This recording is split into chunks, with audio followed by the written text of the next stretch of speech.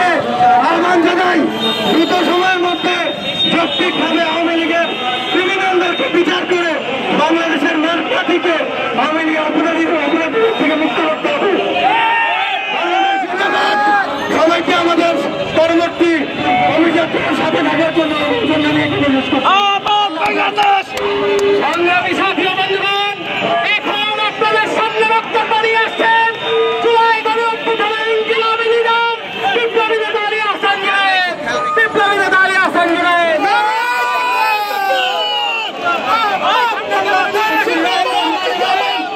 সংগ্রামী বন্ধু ও সহযোদ্ধাগণ, আসসালামু আলাইকুম। আপনারা সবাই জানেন আজ এক ঐতিহাসিক প্রেক্ষাপটে আমরা এসে উপস্থিত হয়েছি। আমরা যারা জুলাই হেলিকপ্টারে গুলি দেখেছি, আমরা যারা দেখেছি আমাদেরকে স্নাইপার শনাক্ত করা হয়েছে, সেই আওয়ামী লীগ বাংলাদেশের রাজপথে মিছিল করার অধিকার কোথায় পেল?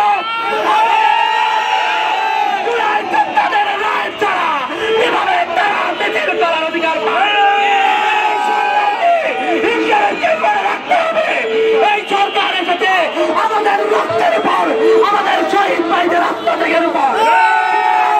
আওয়ামী লীগের রাজনীতি করার কোন অধিকার এই দেশে থাকতে পারে না। কোন রাজনৈতিক দল নয়, তারা সন্ত্রাসী দল, তারা প্রস্তাব সন্ত্রাসী দল। তারা বাংলাদেশে দিল্লির এজেন্ডা বাস্তবায়ন করতে চায়। বলতে চাই বাংলাদেশের জনগণকে সাথে নিয়ে আমরা এই ষড়যন্ত্র জুলাইয়ে যেভাবে মোকাবেলা করেছি, সামনের দিনেও বাংলাদেশ মোকাবেলা করতে এগিয়ে থাকবে। সংগ্রামী জনগণ, আমাদের এই সংগ্রাম চলছে, চলবে।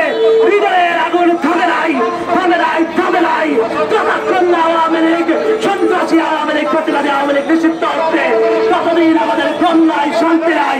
আমাদের কার্যক্রম চলবে। আজকে এই পর্যায়ে আপনাদের সবাইকে ধন্যবাদ জানিয়ে আমাদের এই বিক্ষোভ মিছিল এখানে সমাপ্ত করছি। সংগ্রামী